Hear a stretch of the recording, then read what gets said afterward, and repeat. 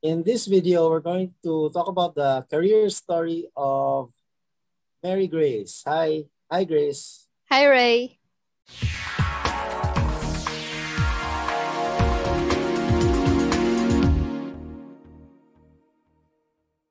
If you get value from videos like this and want more, smash that like button and subscribe to get updates on the new content.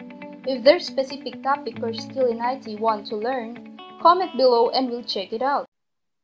Okay, so Grace, let's start from the beginning.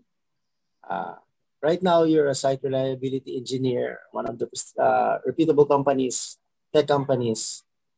And I just wonder, how did you start your IT career? Where did you start? How did you start?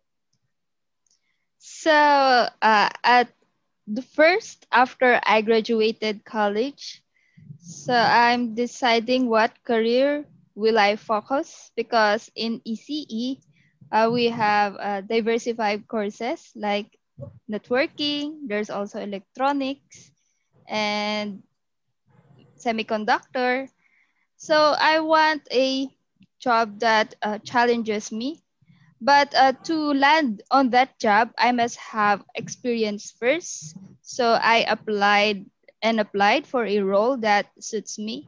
So luckily, I passed at Telecom. So I am a project coordinator there. So I learned soft skills, coordinating different pre-sales and also coordinating the operations team to fulfill the request of the clients. So basically, Okay. basically I'm just coordinating and reserving GE, FE ports until the final BER provisioning of the circuit. And then I realized that I want to took more of the technical side for me to understand the team that I'm coordinating with, to what are they doing. So I want to focus more on the technical side. So I took on a role of a network engineer. So by the way, while I'm having work with Globe Telecom, I decided to take the CCNA because through that I know that I can land to the career that I want to take. I see. Yeah. So basically what you're saying is at the beginning, most of the jobs that you wanted to get into had job experience requirements. So how are you going to get into the job if you didn't have experience yet? And luckily Yes. you were able to get into Telecom as a project coordinator. So it was mostly soft skills, project coordinating, nothing, a little bit of technical. Probably you're talking to technical people, right? Yes. I learned a little bit about the technical, the fiber, how it was installed. Yeah. Okay. And just a little bit about the problems that the technical team are encountering, because I'm rotating to different department to just finish the task or to finalize until the user's acceptance test of the customers. Okay. So what inspired you to take the CCNA? So you said that you took the CCNA to become a network engineer. So what inspired or encouraged you to do so? Did someone suggest to you that okay, you should try network engineering, or did you just think it over and decided for yourself that you wanted to become a network engineer? Yeah, for me, I wanted to keep on learning, and I want to know the people that I'm coordinating to. I want to relate to them. So what Okay. are they doing? Why sometimes it sometimes yeah while I'm having a conversation with them. I see. I see. So what else? From Telecom, did you stay for a long time in Globe Telecom, or did you? What was your next step? Yeah, before I took on to my next job, while I'm working, I took the CCNA, which led me to a role of a network engineer at Okay, I see. at a small to medium business company. So basically, it is an IT company. Okay, So I took the role of the network engineer in the Department of Research and Development, in okay, which we had the opportunity to build a network solution from scratch. So handling government and non-government projects, doing a bid docs also, and designing a network. So basically, we have only a few engineers there, so it is we need to research.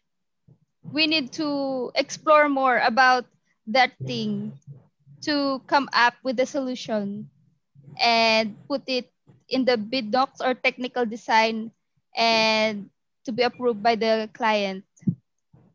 I see, I see. So from your previous company, excuse me, you went into you went into an IT company to practice net engineering, and you were able to design various infrastructure for private and public projects. So after that, after having experience with network engineering, what happened next? Next thing is I'm have a hunger to learn more. So for the next company, I want to know the interconnection of network through different locations, through different countries. And I think I will learn more when I move on to an enterprise company, handling different network requests uh, to different countries, and also the diamond clients. I see, I see. Yeah. Okay, so from national small to medium enterprise company to a large enterprise company, international company. So let me ask you this. When you transfer from these companies, was it more of you yourself deciding to search for career growth in other industries or companies, or were you encouraged by people to actually try to find out or grow your career? So what was it? Actually, yes. There are people who encourages me, and also I'm also striving to know more, Okay. to bring up the best in me. So at first, there's some hesitation with me to join with the enterprise company. So aside from the career growth, of course, there's a financial benefit when you're moving to a larger or international enterprise company. That's part of the reason why we grow professionally and perhaps move to one and to another company. Yeah. And I understand that. And as you've said, you've been encouraged by a few people to explore. And there's nothing wrong with exploring. It's really great that you really pursued your career in network engineering. Yeah. And Actually, so when sorry. yeah, Actually, when I'm transitioning to a different company, there's a little bit of changes in your yes. environment. Yeah, How but were you that's able to adapt? yeah, How but are you able to adapt? I think it's normal if you want to experience other skills or technical skills. Change is a part, and you must able to adapt with that changes in able to grow. I see. I see. So when for example, when you started in your new position in a new company, you're telling me that there are challenges and change is a part of it. So how did you handle the learning curve? Did you learn on your own? What did somebody assist or teach you? What was the learning, or how did you cope with the changes? First of all, you must have a to build a good relationship with your coworkers. So you can't learn many things without your coworkers because they are the one who is experienced on the specific task. You can also know and learn more about them, their expertise, and yeah, build relationship with them in order for you to have a non-barriered communication when you ask for help. It's just a give and take, Ray. Okay. So you can help them, you can offer your help. How can I help you in that task? You know what? In future, if you help them, there's a easy communication with you and me. Yeah, and helping Yeah, each other. So you helping might each have other. Yeah. teamwork, So teamwork. yeah, teamwork. You don't have a hard time in doing a specific task if you and your teammate have a good collaboration with each other, and not you must not only uh, take the project within yourself. I see. So based on what you've said, you're from your experience, really building relationships within your team is really important, especially when it comes to collaboration, solving various tasks, and helping each other out. So, how are you able to transition from becoming from a network engineer in an enterprise, international enterprise company to a site reliability, service reliability engineer? Mm. I believe there's a gap in skills, and how were you able to close that gap, and were able to transition from from being a network engineer to becoming an SRE engineer? How are you able to do that? Yes, actually, there's a little bit of gap because from operations team to SRE, in SRE, you must also learn the Linux. You must learn the DevOps approach and the programming skills. Yeah. Actually, from my interview, I admit that I just answered all the network questions. And for the Linux, I'm having a course in a Cloud Guru or Linux Academy. So I'm learning by myself in order for me to answer the questions. Although deep dive, I didn't answer all the question in Linux In the interview? in the interview. So yeah, so basically you're saying to me that you were able to get an interview, and even though you didn't have all the skills required for the responsibility at the beginning, so it's very possible, it's very normal that we don't have everything that's being said in the hiring what to call this, in the hiring post. We don't have every skill, every requirement that they need, but that's okay. And you admitted to them that you were strong in the networking and operational side. Yes, However, you're I'm learning. yeah, yes, I'm just have a open conversation with them. What's my expertise? And there's also interview about the programming. So I answered a little bit questions because when I have a free time, I also studied Python. I see. I see. Yeah. Uh, And as I so said, sorry, as I said a while ago, change is a part of an individual. Yeah.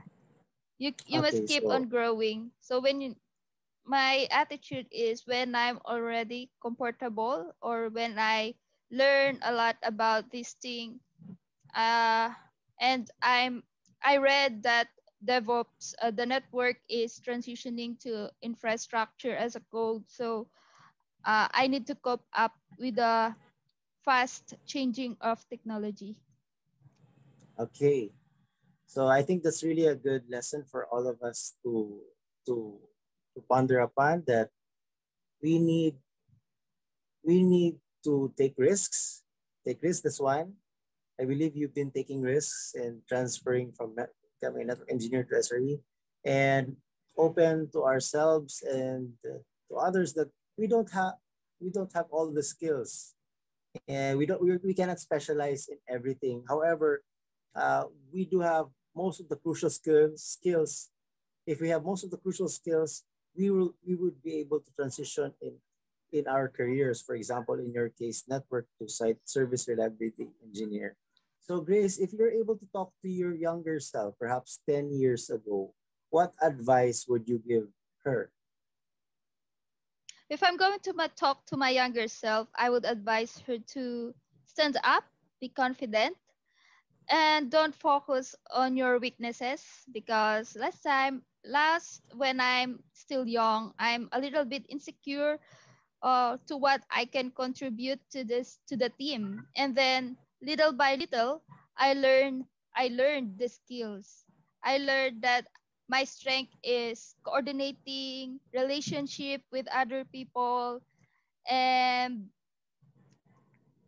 you must just focus on your strength, because we have a different expertise and we can contribute to each other to build, to complete a certain task.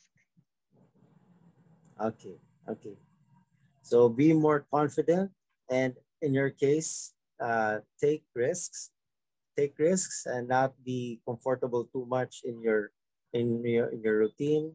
Not to be not to wait too long in your comfort zone, and so keep on learning and become build relationships with your team, collaborate with your team more effectively. So, Grace, thank you so much. And until next time, here at Cyber Skill Farm, empowering IT professionals.